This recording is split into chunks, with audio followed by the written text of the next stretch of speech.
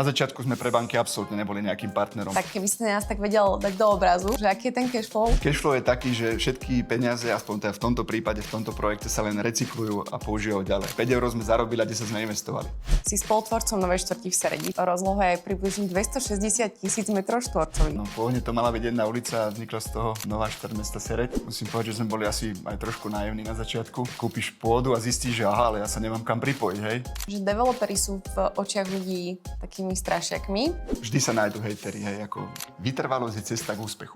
Tak aký približný finančný obnos musí mať? To bolo niekde na úrovni 850 000 eur. A tak ja som vždy bol workoholik, ja pracujem od 15 rokov a týždeň dovolenka je pre mňa strobe. Ceny nebudú nižšie? No my sme vtedy tie prvé radovky predávali za 138 000 eur z DPH. Celko Slovensko je drahé na pomer platov. Sa hovorí za každým úspešným mužom je žena.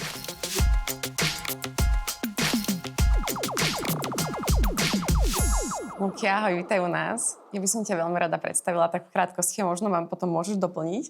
Pre mňa, z môjho pohľadu, si investor, developer, si spolutvorcom Novej štvrti v Seredi, také malinkej. Rozloha je približne 260 000 m2, čo je 26 hektárov, takže je to už, už je to nejaká výmera. Aký máš pocit, keď hovorím tieto slova? 260 000 m2. Ďakujem pekne za pozvanie aj privítanie. No áno, pôvodne to mala byť jedna ulica a vznikla z toho nová štvrť mesta Sereď. Je to v podstate náš taký už asi celoživotný projekt. Vlastne tento rok bude 10 rokov, odkedy sme začali a myslím, že sme tak v polovičke. Ja by som predpokladala, keď teda by si mi nepovedal túto informáciu, že nejaký 18-ročný Lukáš, ktorý má nejakú víziu, že raz vytvoríme obrovskú štvrť. A teda asi to takto nebolo úplne. Nie, my sme teda pôvodne, aby som teda doplnil, ja nie som, teda ako si spomenul, že som spolutvorca, tak nie som v tomto projekte samozrejme sám, mám spoločníkov z Tehelovcov Dušana a Miloša vo firme a teda samozrejme za tým aj veľmi šikovný a kreatívny architekt, pán architekt Lukáš Šíp, tiež pôvodom Sereďan. A teda pred 10 rokmi sme hľadali nejaký nový projekt a ja teda z Tehelovci. A teda objavili sme toto územie, ktoré mesto Sereď rok predtým zmenilo z hornej pôdy, alebo teda z pôdy, ktorá nebola určená na výstavbu, na výstavbu. A teda sa nám to zdalo ako dobré miesto, tak sme chceli spraviť jednu ulicu s nejakými radovými domami alebo domami. A než teda v územnom pláne je taká vec, že musíte navrhnúť celú štvrť. To znamená, že tak sme dali teda spolu s Lukášom Šípom dokopy naše nápady, alebo teda predstavy a vzniklo z toho toto. Vďaka tomu, že sa to navrhlo ako celok a sa to postupne aj podľa toho pôvodného projektu s nejakými drobnými zmenami realizuje, tak to vyzerá tak, ako to vyzerá. Teda ešte verím tomu, že jedného dňa to bude ešte lepšie vyzerať, ako to vyzerá teraz. Určite, tak si vravel, že ste v polovici a 10 rokov máte za sebou, 10 pred sebou. Mňa by zaujímalo, že teda stali ste pred nejakým rozhodnutím, mala to byť jedna štvrť, teda potom mesto povedalo, že treba vytvoriť nejakú urbanistickú štúdiu zrejme na celé územie. Čo bol taký hlavný cieľ? A kľudne môžeš povedať, že aj peniaze, není problém, ale že čo bol tvoj taký interný cieľ, alebo teda tvoja spoločníkov, že prečo do toho ísť? Pretože si mal na výber, že spravíme jednu štvrť, máme kľud a pokoj a teraz v podstate ste sa pustili do nejakej výzvy, ktorá je na celý život, takže bolo to asi náročnejšie rozhodnutie. Tak musím povedať, že sme boli asi aj trošku naivní na začiatku. Ako dosť, keď to dneska na to spätne pozriem, že do akého rizika aj finančného alebo celkovo sme išli v tej dobe, že si kúpiš pôdu a zistíš, že aha, ale ja sa nemám kam pripojiť, hej. A napriek tomu, že okolo idú nejaké siete. To sa vám stalo? No tak samozrejme. Takže potom také akože kilometrová prípojka kanalizačná, také podobné. Také detaily, hej. A samozrejme nepríliš ružová cesta, ako by som to nazval, zo strany úradov, okolitých vlastníkov pozemkov. Akože ten štart bol veľmi náročný. Tie prvé 2 roky ako tie dali fest zabrať, keď sme vlastne schválili tú štúdiu a následne vybavili jednotlivé povolenia. No. Tak samozrejme, že na začiatku, áno, kto ide podnikať, aby, ja neviem, tak samozrejme, že primárny cieľ bol získať nejaké peniaze alebo vytvoriť nejaký zisk, áno. Ale v podstate postupom času už nehovorím, že to nerobíme stále pre nejaký zisk, ale už to není to úplne to gro, už to je niečo viacej, už to tak vnímam teda že to je viac ako iba zarobiť peniaze. Je to už také, ako keď nejaký umelec robí, teraz nechcem povedať, že sme umelci, Bože chráň, ale že vytvorí nejaký odkaz už. A v podstate tak to už aj je, alebo tak tým smerom sa to vyvíja. Že to bude odkaz. Preto som na začiatku použila to slovo spolutvorca, pretože v mojich očiach developer je tvoriteľ, pretože my vytvárame v podstate, alebo teda developeri vytvárajú niečo, čo nás prežije. Nás, tie stavby majú životnosť dlhšiu ako 50 rokov, takže vytvárame niečo, čo tu po nás zostane. Krásne si to povedal, že ste boli naivní. Ja si myslím, že to je vždy súčasťou takýchto nejakých veľkých cieľov a veľkých plánov, je, že človek musí, ako keby bude to, že naivita, alebo len si nepripúšťa, čo všetko sa môže stať zlé a negatívne a to nás ako keby poháňa tie veci začať tvoriť a dokončovať. A na začiatku bola nejaká pre vás investícia. My sme sa spolu rozprávali, že ja som teda chcela najprv motivovať mladých ľudí, že nebojte sa, budete mať plán, cieľ. Lukáš vám povie, že stačí investovať 1,000 eur. No, na začiatku tá investícia bola troška vyššia ako 1,000 eur. Takže nebudeme motivovať úplne všetky, ale ak niekoho by sme chceli motivovať, kto chce sa do takéhoto niečoho pustiť, tak aký približný finančný obnos musí mať? Ťažko sa to teraz prepočíta na dnešok, no záleží samozrejme, aký rozsah je toho projektu. Na nákup tých prvých etáp, alebo teda prvé etapy tých prvých pozemkov, to bolo niekde na úrovni 850 000 eur. To sa kúpila len pôda, hej. Následne teda nejaká projektová dokumentácia a tak ďalej, povolenia, tá štúdia. Samozrejme už potom, keď sú nejaké pozemky a dá sa s tým akože nejako operovať, nejaký predpredaj a tak ďalej, takže sa nám podarí nejaké peniaze získať späť, ale teda následná expanzia je možná, alebo teda v našom prípade bola len vďaka bankám. Na začiatku sme pre banky absolútne neboli nejakým partnerom, tam nejaká rola v Seredi, kde... Nezaujímavé. Absolútne, ale tak samozrejme, že ako náhle už teda niečo vybudované, tak pre tú banku je to zaujímavé. A teda následná expanzia bola len vďaka banke. A teda to sú investície aj celkovo. Každý projekt, to sú v miliónoch eur. Takže keď si niekto predstavuje, viem si predstaviť ten Excel, že to tam skáče a tu máme investíciu, ale zase zároveň niečo kupujeme. A väčšinou tieto developerské projekty fungujú tak, že ten investor alebo developer vidí tú ziskovosť až úplne na konci, pretože sa tam tie peniaze prelívajú. Takže pre každého, kto si myslí, že teraz Luky od rána do večera sedí na káve a len vidlami prehádzajú tie peniaze. Alebo ty sa len vozíš v aute. Ty sa len vozíš a chodíš na kávu a teda máš obľúbenú kaviareň Seredi, takže máme kam chodiť na dobrú kávu, ale pre všetkých týchto ľudí, ktorí si toto myslia, tak keby ste nás tak vedel dať do obrazu, že aký je ten cashflow? No, cashflow je taký, že všetky peniaze, aspoň teda v tomto prípade, v tomto projekte sa len recyklujú a používajú ďalej. Hej. Čiže ako naozaj, my sme, tak vždy hovorím, že ako na prirovnanie, že 5 eur sme zarobili a 10 sme investovali. Čiže naozaj tam, ako ja hovorím, že sme z toho nevideli žiadne peniaze, však z niečoho žijeme, ale jednoducho tie peniaze sa, ten zisk alebo celkový ten obrat sa recykluje do ďalších investícií, ďalších etáp, ďalších projektov. Lebo ten projekt sa nevyvinie, že dneska som si zmyslel, že idem stavať nejakú bytovku alebo niečo a zajtra to idem stavať. Hej. Napríklad teraz sme získali stavebné povolenie na pokračovanie bytových domov, obytný súbor, prvá i druhá etapa po 3 rokoch.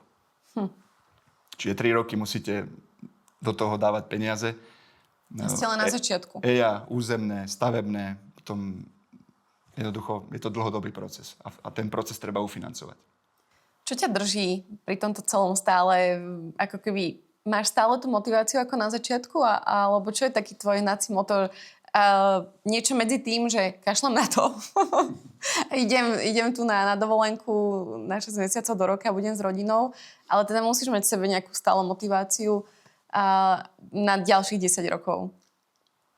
Tak určite sú obdobia, keď sme si povedali, už ma to nebaví, kašlem na to, keď prišli problémy, finančné problémy, zlé obdobie, ako bol, ja neviem, tie úroky, keď stúpli v bankách, že predaj sa úplne zastavila. Ako naozaj boli obdobia, keď to bolo ozaj, že kašľať na to? O hubu, ako sa hovorí. Hej. A potom zase prídu tie dobré, keď stretneš ľudí, ktorí tam už bývajú a každý povie, ako to je super, sa tu býva, sme radi, že sme to kúpili od vás. tak potom zase to motivuje. A tak ja som vždy bol workoholik, ja pracujem od 15 rokov a neviem si predstaviť. Týždeň dovolenka je pre mňa strop, je to... Že na týždeň si povieš, že kašlom na to a potom sa vrátiš, že som vlastne nachystaný pokračovať ďalej. Takže boli tam aj krízy, to samozrejme, určite, no. To býva. A je super asi, že ste tým okolo seba, že sa viete navzájom motivovať, to je možno dôležité. A že v podstate aj si to spolufinancujete navzájom, aj teda sa viete motivovať. A ja by som sa chcela spýtať ohľadom tých odoziev ľudí a že teda ťa to motivuje, keď máš pozitívne spätné väzby. Ja si myslím, že celkovo vo svete, a sú na to aj štatistiky, že developeri sú v očiach ľudí takými strašiakmi. Väčšinou ľudia ani nepoznajú developerov, ale ty si za mňa úžasný človek, ktorý... Ja som mala možnosť s tebou spolupracovať aj pri jednom domčeku, keď moja klientka cez nás predávala rodinný dom, cez teba kupovala. Naozaj, že vzhľadom na to, čo robíš, tak i hneď reaguješ, dohaduješ stretnutia, si milý. Ja som nepočula negatívnu spätnú väzbu na teba. Ďakujem pekne. Skutočne. Ale to je naozaj, že úprimné z mojej strany. Ďakujem. Čo si myslíš, že ako by sme ľuďom vedeli pomôcť s týmto, že ako vnímajú napríklad prúdy, určite si sa s tým stretol. Názvy ako betónová džungľa, chceli zarobiť, kavičkári, hej, táto stavba nekvalitná, používajú nekvalitné materiály. Takéto odozvy sú ľudí, to je samozrejme, to je asi pri každom projekte. Hej. Čo by si takýmto ľuďom odporúčil, aby si možno zistili alebo možno spoznali na nejakej svojej ceste, že aby teda vnímali takéto projekty aj takto, ako ich ty popisuješ, že vytvárame tu na územie pre koľko? Kapacitu koľko ľudí? 2500, 3000 ľudí. Takže čo by si im odporúčil? Vždy sa nájdú hejteri, hej, a hlavne na začiatku to bolo naozaj cítiť, alebo teda však človek číta aj Facebook, alebo kadečo, že tam teda veľa negatívnych reakcií. Ale paradoxne väčšinou to komentujú ľudia, čo to aj nežijú, alebo úplne, že v inom meste a jednoducho majú potrebu toho pichnutia do osieho hniezda, ako by som to povedal. Ale potom tí ľudia, ktorí tam bývajú, sú spokojní. Teda aspoň čo ja mám osobný kontakt, alebo celkovo evidujem ľudí, tak sú tam spokojní, sa im tam dobre býva. Jednoducho sú radi, že sú tam. Aj teraz, čo mám stretnutia, tak jednoducho cítim pozitívu. No a tak pre tých hejterov, tak neviem, no tak za mňa prúdy sú, a teda ešte budú, samozrejme je to stále stavenisko do istej miery, ale jedného dňa, keď to bude celé dobudované, vysadené, vyrastené stromy, tak to bude veľmi, veľmi pekná štvrť. A nech sa idú pozrieť, neviem, do nejakých iných IBVčiek, že tam nemajú chodníky, nemajú zeleň. Nemá to pána. Takže nevnímaš to. Nevnímaš tie negatívne reakcie, alebo neberieš ich vážne. Tie pozitívne to prebíjajú, takže... Toto som chcela tiež podotknúť, že na začiatku ste boli niekto, kto prišli ste za mestom a mesto teda vás požiadalo, alebo vy ste ten urbanistický plán na tú štúdiu vytvorili na vlastné náklady. Áno, všetko bolo na vlastné náklady.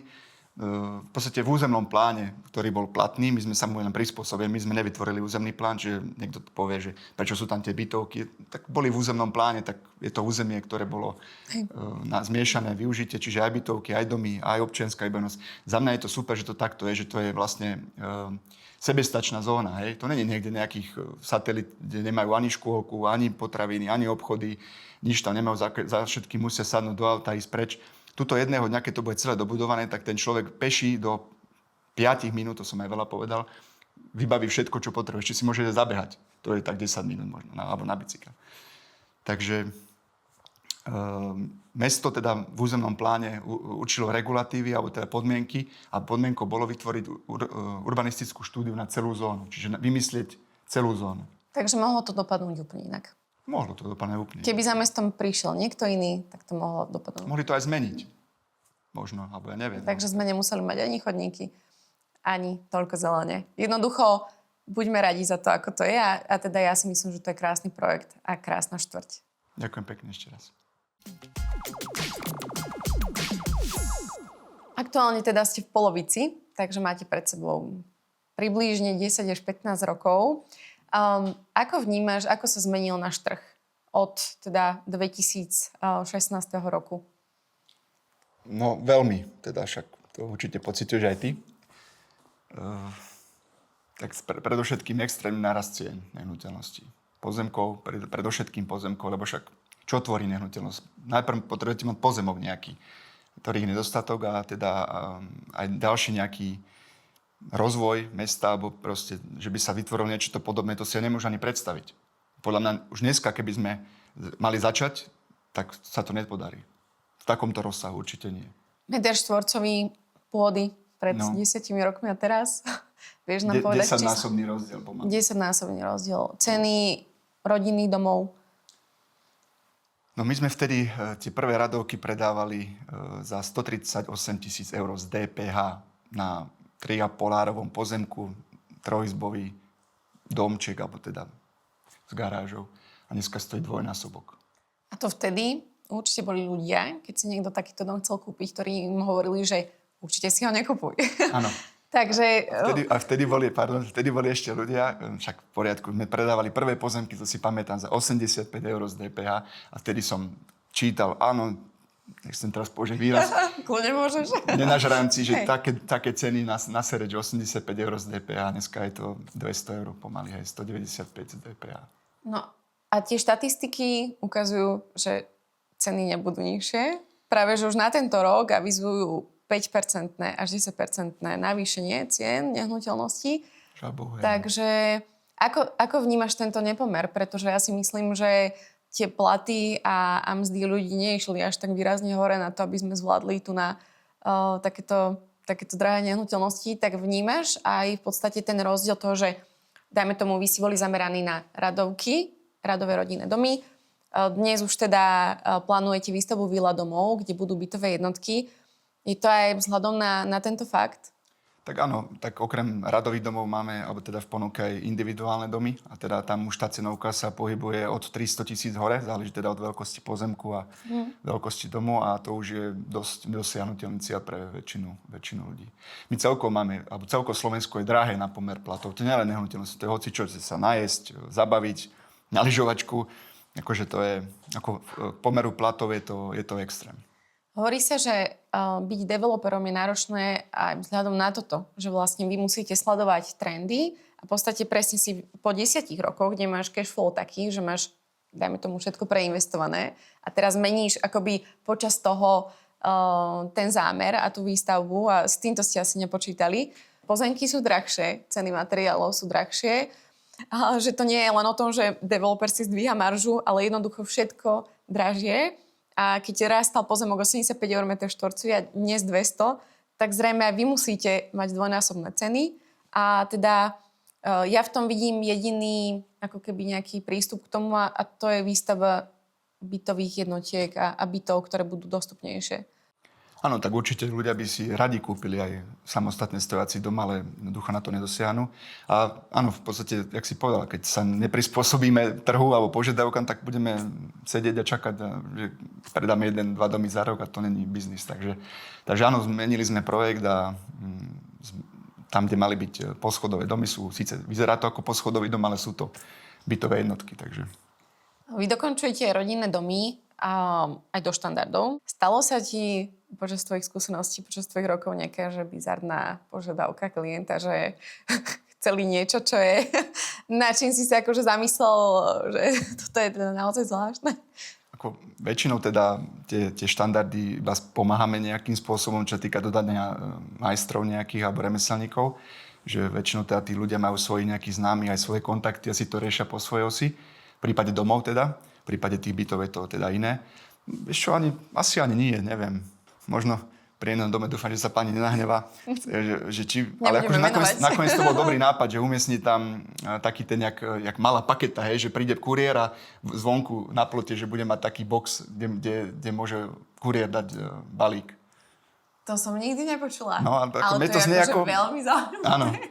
A to ako taká je celkom ako dobrá myšlienka mi to mohla byť. Že vieš, takú jak veľkú schránku kvázi, že vieš ju otvoriť na diaľku možno cez nejakú apku alebo niečo. A kuriér dá, keď si nie doma, no, tak myslím. To je úžasný nápad. Tie niektoré stavby, ktoré my robíme na komplet, aj s oplotením, aj so všetkým, s výsadbou pred domom. Jednoducho, aby tá ulica mala nejak vyzerala. Aby nebol každý plod iný a že to také uniformované. Možno, že to niekomu sa zdá, že to je moc rovnaké, ale mi sa to tak páči a myslím, že to tak dobre vyzerá.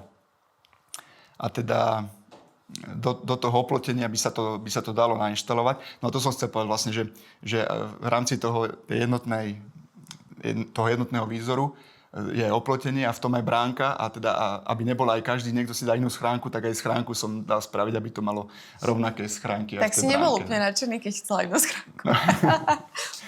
Ale to sme nerobili nakoniec, teda, samozrejme. No. Nebolo to tak ľahko zrealizovateľné. Ale mne sa to napríklad páči a ja si myslím, že to je v iných štátoch a možno v tých vyspelejších krajinách bežné. Skôr nie je bežné ako napríklad stred nášho mesta, že máš akože že prídeš, že máš oranžovú bytovku, zelenú bytovku, sivú bytovku. V podstate, že každý tam mal právo a nárok si to spraviť. Lebo je to, ale tak to je nadlho táto téma, nejaká architektúra, vizuál mesta a keď má mesto svojho architekta. Ale mne sa napríklad tie prúdy páčia. Mne prídu také jednoduché, tie farby sú väčšinou buď biele, alebo také bledo-žlté, sivé, antraci, takže mne sa to páči. Ja by som tak premostila troška.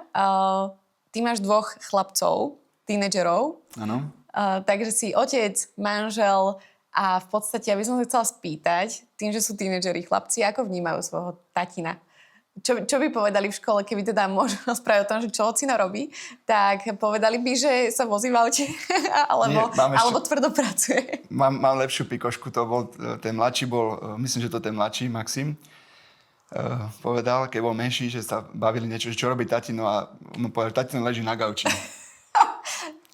Toto som presne chcela. Áno, lebo ja keď prídem večer domov, tak áno, pozriem si správy tak, že si láhnem na gauč, hej, no.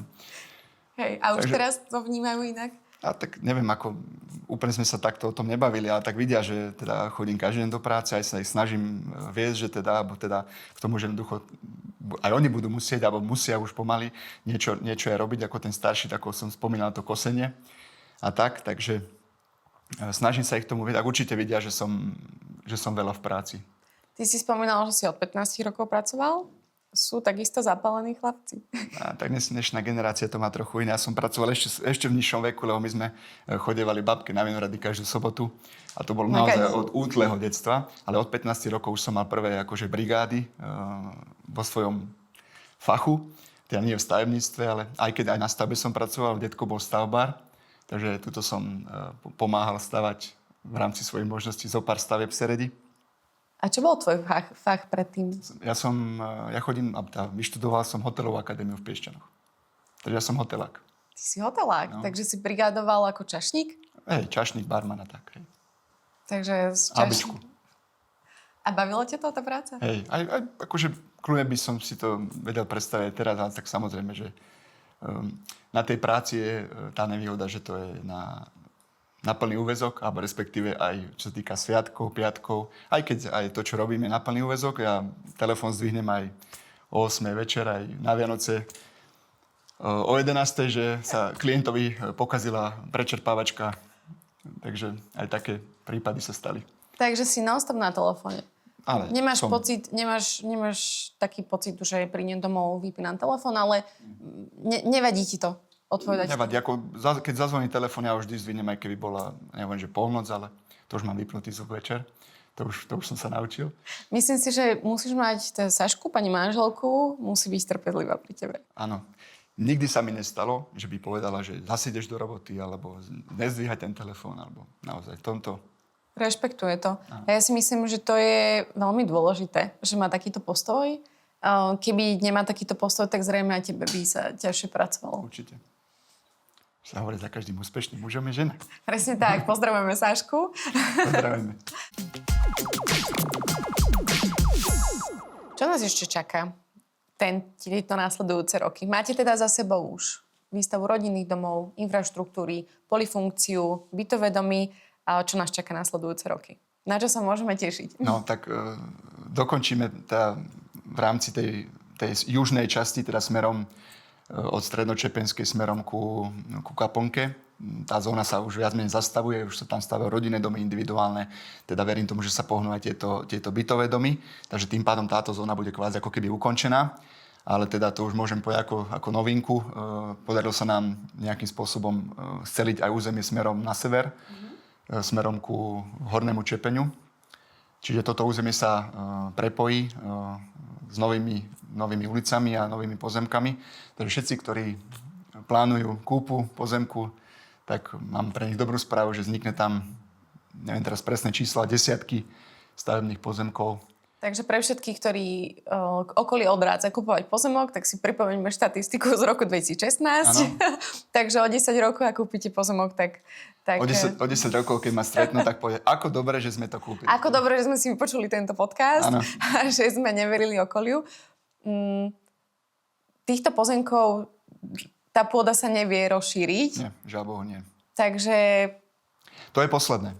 V podstate, čo sa týka individuálnych stavebných pozemkov, toto keď sa dobuduje, to je 3. a 5. etapa podľa urbanistickej štúdie, tak prúdy sa zaplnia a budeme musieť hľadať nejaký ďalší projekt. Ja som si pozerala tú územie, ešte všetko nemáte pod svojím menom. Nie, až úplne do konca. Takže pracujete na tom, alebo... Samozrejme, základným problémom sú financie. Že naozaj tie akvizície, ďalšia expanzia, už to není ako naozaj, že za drobné. To sú naozaj už veľké sumy a teda stále to je len kúpa pôdy. A tí ľudia o tom vedia. A tak tak samozrejme využívajú situáciu. A tak ja by som asi robil to isté. Takže.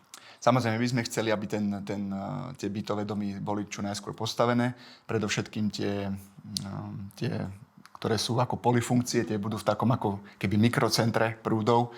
Vzniknú tam v prízemí tých obytných budov nejaké priestory na kaviareň, bistro, kozmetička, kadernička, proste nejaké ďalšie služby. To tam ľuďom ešte chýba. Áno, taká tá kaviarnička, alebo nejaká malá pekáreň, proste takéto komunitné, že ráno zbehnem v úvodzovkách v papučiach, tak ako chodím ja teda vedľa do činžiaku, tak na kávičku, ako to tam teda chýba, ale teda je to tam zamýšľané s tým, hej. Bude to tam, len teda otázka, či to postavíme my, alebo zase to posunieme niekomu inému. Ako hovorím, je problém, sú to naozaj v miliónoch investícií a je to problém získať na to financovanie. No. Približne v akých výškach sú tieto náklady na takúto jednu bytovku? Môžeme tak zhruba odhadnúť. No, napríklad na to, čo som spomínal, tie 3 bytové domy, keďže je to jeden stavebný objekt, je to podpivničené celé, tak niekde okolo 10 miliónov. Takže 30% vlastné zdroje. A 30% predpredaj. Tak to už je náročnejšie. Takže, ale je to niekde tak, možno to niekde visí, že možno sa do toho pustíte aj vy, ak to vyjde. Keď sa nenájde nejaký dôveryhodný investor, ktorý to postaví tak, ako si to predstavujeme, tak možno, že 2027 by to bolo aktuálne. 26 určite nie, ale 27 by sa s tým mohlo začať pracovať. A s rodinkou nejaké dovolenky, snažíte sa možno si to nejak plánovať spolu, že minimálne 2-krát do roka niekam, teraz si boli na lyžovačke, že snažíš sa aj tomuto venovať. Áno, určite také úniky sú potrebné, tak samozrejme nejaká letná, zimná dovolenka, tak, ale radšej mám také predĺžené víkendy, že niekam vypadnúť, to ma veľmi neuberie o čas, čo sa týka práci. Aby si mohol stále pracovať. Nie, no, ale ja keď mám ísť niekam na týždeň, alebo niekto povie, že na 2 týždne niekam, tak ja si to neviem predstaviť, ja by som sa týždeň predtým zbláznil a potom, keby som prišiel po 2 týždňoch, tak sa znovu zbláznim. Takže ja mám radšej takéto štvrtok, piatok, sobota, nedeľa, nejaké vypadnutie. A to mi stačí na takú regeneráciu a to je fajn. Máš nejaké sny ešte, čo by si chcel dosiahnuť? A okrem teda dokončenia prúdov. Máš nejaké také súkromné sny alebo vízie, čo by si želal? Tak určite nebudem taký, že teraz už nebudem nič robiť, to by som nevydržal. Nemám nejaký vyslovený, nejaký sen, ale niekto povie, že a nemáš už toho dosť, čo sa ešte naháňaš. No nie, ja neviem, ja som nikdy nebol spokojný. Ja som stále jednoducho hľadal ten ďalší level. Čo ďalej? Tak asi to tak bude, že bude nejaký ďalší level pravdepodobne. Takže možno presne príde nejaká nová štvrť. Zrejme to už asi v tomto meste nebude možné, predpokladám. Ale možno áno, nehovorme nikdy. Takže možno áno. Ale myslíš si, že musí mať každý developer nejaké také základné črty a osobnosti, aby toto celé vedel zvládnuť? Pretože si myslím, že nie každý by toto vedel zvládnuť. Ja si myslím, že za každým, to je jedno, či to je developer, proste niekým, kto je úspešný, že robí tú vec, ktorá ho baví. Že nerobí to ani tak, že ak sme sa bavili pre peniaze, ale proste, že toto ma baví, toto robím. A keď robíš niečo, čo ťa baví a robíš to dlho a asi sa v tom aj zlepšuješ, tak nakoniec to nejaký výsledok prinesie. Ale ja mám taký citát, ja to mám aj na profil napísané, že vytrvalosť je cesta k úspechu. To je pravda. No. Veci trvajú a treba byť vytrvalý, treba byť naivný. Trpezlivý možno aj. A treba mať rád to, čo robím, tak treba to mať rád a treba to hľadať. Tak, určite áno. Tak ja vám prajem, nech sa vám darí. Teším sa, pretože žijeme v tomto meste, všetci, čo sme tu. Takže veľmi sa tešíme z toho, čo tu vyrástlo. A my v tom vidíme obrovskú pridanú hodnotu. Ďakujem, že si aký si, že si trpezlivý, že sa ukazuješ ľuďom na očiach. To je podľa mňa problém pri developeroch, že teda sú takí väčšinou nepoznaní a ľudia možno nevedia niekedy aj takýto zámer, že naozaj sa snažíš, komunikuješ s mestom, v podstate aj tá výstavba zelene, čítala som článok, že ste spolufinancovali výstavbu zelene, takže nie je to len tak, záleží vám na tom, za čo ďakujeme. Želám, nech sa darí, budeme sa tešiť a ďakujem, že si prišiel a pozdravujem Sašku a rodinku. Ďakujem pekne a bolo to veľmi príjemný rozhovor. Ďakujem ešte raz za pozvanie a teším sa možno zase na budúce. Ďakujem. Sa podarí niečo podobné zorganizovať. Určite, možno sa stretneme o ďalších 10 rokov a možno skôr.